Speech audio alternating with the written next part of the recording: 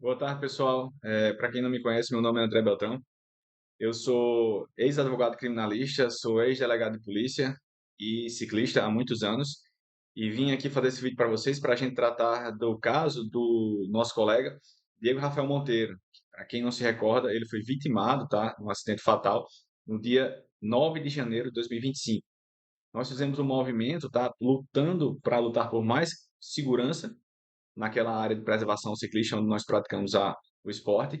E estamos encabeçando essa luta muito árdua, tá? Para a gente conseguir redutores de velocidade, câmeras de segurança, mais sinalização horizontal e vertical, além do que já existia, tá?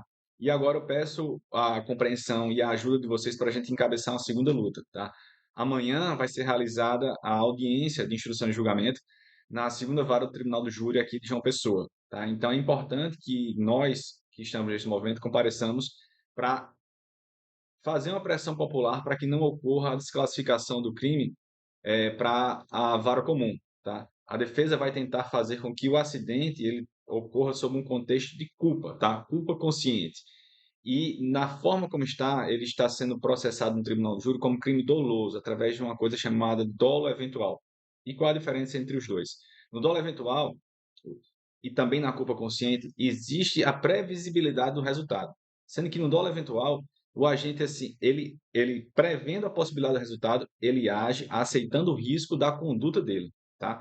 Já na culpa consciente, o agente ele também prevê o resultado, mas ele confia, de acordo com as habilidades dele, que o resultado não vai se concretizar, ou ele acredita ser capaz de evitá-lo, tá? Então, vocês vejam que existe uma diferença sutil aí, mas que, de acordo com o contexto, a gente consegue analisar muito claramente que não teve nada de culpa consciente e foi 100% dolo eventual. Vamos lá. O motorista ele estava em alta velocidade numa zona onde existia sinalização horizontal e vertical, obrigando ele a andar a 50 quilômetros por hora, tá? Ele estava num local onde existia tráfego de ciclistas e ele já estava numa área que tinha sinalização horizontal, onde ele já tinha percebido que ele estava numa área de preservação ao ciclista, tá certo? Tanto que antes do acidente ocorrer, ele percorreu mais de 1 quilômetro dentro daquela zona. Então, ele já teve tempo suficiente para perceber que ele estava numa área de preservação e que existiam pessoas transitando de bicicleta naquele local. Ele saiu de trás de um carro, quando ele abriu, ele atingiu dois ciclistas em alta velocidade. Causou lesões graves em um e a morte no Diego, tá? Que foi arremessado a metro de distância e morreu poucos segundos depois do impacto. Ele não sequer freou, não tinha marca de frenagem no local.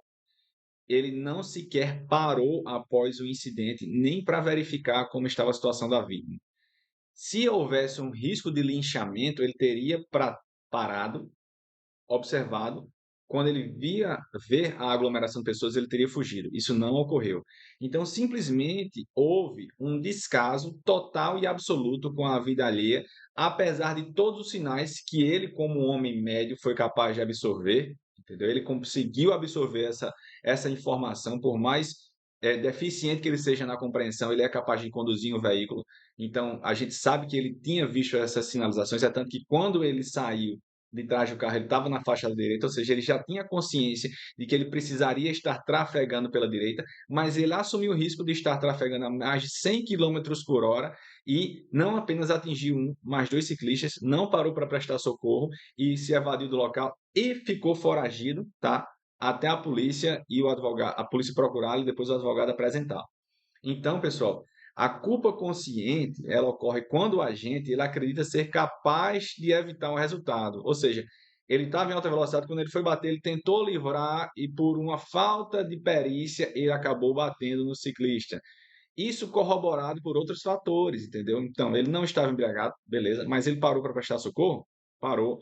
Então, tranquilo, tá? O cara se explicou na hora, ele viu que estava realmente, foi imprudente, mas ele acabou parando para prestar socorros e também ele prestou auxílio à família depois disso. Mas a conduta desse rapaz, desde o começo, ela foi total e absolutamente compatível com o desprezo à vida alheia, tá? Não de um, mas de duas pessoas. Então, não vamos permitir que isso seja desclassificado para culpa consciente, tá? Ele teve todos os sinais do mundo, ele desprezou, ele assumiu o risco de ocorrer o resultado. O resultado ocorreu e mesmo após a ocorrência do resultado, ele continuou mostrando o caráter dele de total desprezo à vida humana, tá certo? Então não existe culpa consciente, porque se ele fosse classificado para culpa consciente, o rigor da lei, que é do Tribunal do Júri, que é uma pena muito mais pesada, vai ser desclassificado para homicídio culposo e ele vai responder uma pena branda, muito aquém do que ele deveria estar respondendo perante a sociedade, tá? Então, amanhã, pessoal, é necessário que nós façamos uma pressão popular no Tribunal do Júri, no segundo Tribunal do Júri da capital, para que não ocorra essa desclassificação de dolo eventual para culpa consciente, tá? E eu tenho certeza que o juiz, ciente de todas essas circunstâncias que estão à mostra aí, estão claras, cristalinas, ele não vai permitir que essa desclassificação horrenda ela ocorra, tá? Então, ele vai ser punido, eu tenho certeza, por dolo eventual e vai ser. Eu acredito ainda que o juiz, dentro da sessão, determine o imediato cumprimento da prisão para que ele cumpra em regime fechado, tá? Isso não vai ser antecipação de pena, mas como ele já demonstrou que ele tinha capacidade de fugir, de se ausentar, entendeu? Um juiz e um promotor sagaz já determina a prisão preventiva dele. Existe a possibilidade de recurso? Beleza. Mas ele não se evadiu do local na cena do crime? Ele não ficou foragido? E a família ficou com um terror psicológico de saber que o assassino estava solto, por que a gente não pune ele com a mesma gravidade também do que ele causou à família? Então, ainda eu peço a prisão preventiva dele, decretada durante a sessão do Tribunal do Júri, que ele saia de lá e vá para a cadeia, tá? A eles todo o rigor da lei. Vamos bater firme nisso e vamos pedir isso perante o juiz e o promotor.